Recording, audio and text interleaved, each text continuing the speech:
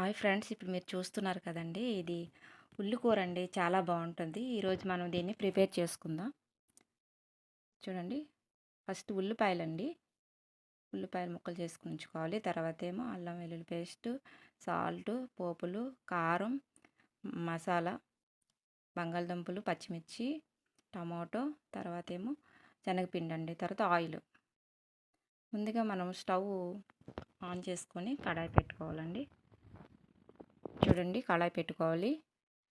తర్వాత అందులో ఆయిల్ వేయాలి. మనకి పోపులో తగ్గట్టు ఆయిల్ వేసుకోవాలండి. కూరకు తగ్గట్టు ఆయిల్ వేసుకోవాలి. చూడండి చూడండి ఆ విధంగా ఆయిల్ వేడెక్కాక పోపులు వేయాలండి. తర్వాత పచ్చిమిర్చి, ఉల్లిపాయలు వేసి కొంచెం కలపాలండి బాగా. చూడండి, ఆ విధంగా బాగా కలపాలి. తర్వాత ఏమో టమాటీలు వేయాలండి.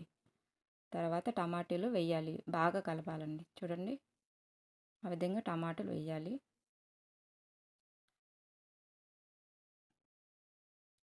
తర్వాత బంగాళదుంపలు వేయాలండి. తర్వాత బంగాళదుంపలు వేసి బాగా కలపాలండి.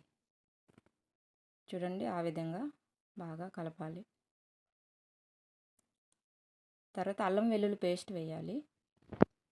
చూడండి, అల్లం వెల్లుల్లి పేస్ట్ పచ్చివాసన పోయే వరకు బాగా వేపాలండి. చూడండి, తర్వాత కరివేపాకు వేయాలండి.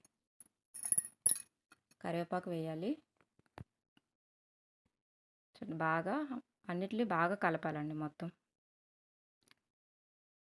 చూడండి, తర్వాత కొంచెం సాల్ట్ ఎందుకు వేస్తున్నామంటే బాగా మగ్గుతాయి కదండి తొందరగా.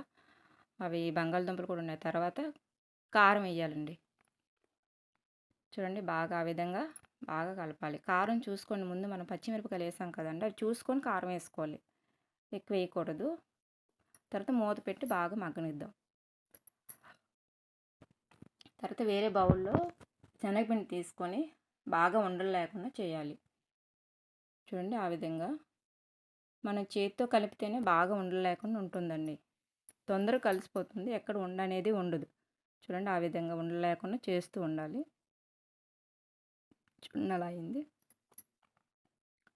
తర్వాత స్టవ్ పైన కొంచెం వేడి నీళ్ళు, కొంచెం మన కూర ఎంతకు సరిపోతుందో అంత వాటర్, వేడి నీళ్ళు, లైట్ గోరువెచ్చటి నీళ్ళు ఉంచుకోవాలండి.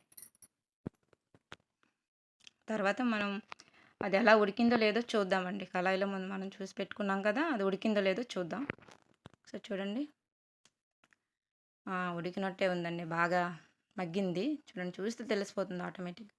చూడండి, మనకి ఆ బంగాళదుంప పట్టగానే చూడండి ఎలా ముక్క ఇది వేరైందో. అలా ఉంటే మ్యాక్సిమం ఉడికిపోయినట్టేనండి. ఉడికింది చూడండి, బాగా ఉడికిపోయినట్టే. కొంచెం బాగా కలిపేయండి. కలిపాక కొంచెం గరం మసాలా అండి, టేస్ట్ బాగుంటుంది. గరం మసాలా వేస్తే చాలా బాగుంటుంది. కొంచెం బాగా కలపండి, మసాలా మొత్తం పట్టేటట్టు. గరం మసాలా వేసాక కొంచెం ఒక్క 1 మినిట్ బాగా అవుతుంది, బాగా పడుతుంది కాబట్టి కొంచెం ఒక 1 మినిట్ మూత పెట్టి ఉడికిద్దామండి. చూడండి, తర్వాత మూత తీసి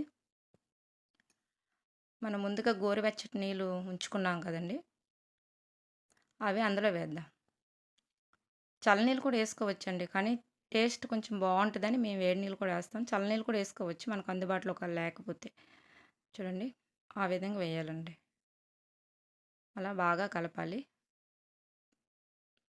చూడండి,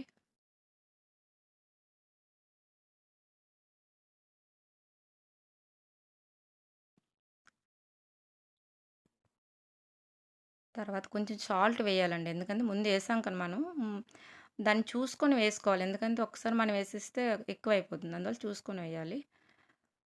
తర్వాత మూత పెట్టేయాలి. కొంచెం బాగా మరగనివ్వాలి. చూడండి, బాగా ఎలా ఉందో చూడండి. అలా పొంగొచ్చాక మనం రెడీ చేసుకున్నాం కదండి శనగపిండితో, బాగా కలిపి శనగపిండిని అది అందులో వేసేయాలండి ఆ వాటర్లో.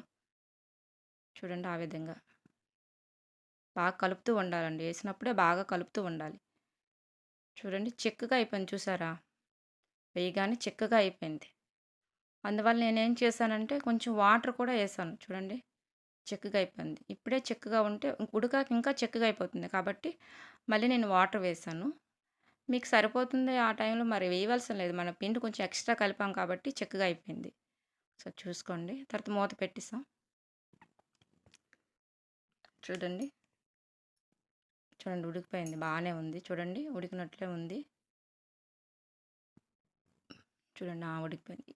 ఇలాంటి టైంలోనే మనం స్టవ్ ఆఫ్ చేయాలండి. ఎందుకంటే ఇంకా దగ్గరైతే ముద్దగా అయిపోద్ది చల్లారేటప్పటికి బాగోదు. అందువల్ల మనం ఇలా దించుకుంటే చల్లారాక కూడా బాగానే ఉంటుంది. చూడండి రెడీ అయిపోయినట్టేనండి ఉల్లి కూర. చాలా బావుంటది. ఇడ్లీకి, చపాతీకి, అట్లకి దేనికైనా చాలా బావుంటదండి. చాలా సింపుల్. చాలా టేస్ట్‌గా ఉంటుంది. మీరు కూడా ఒకసారి ట్రై చేయండి. థ్యాంక్ యూ అండి.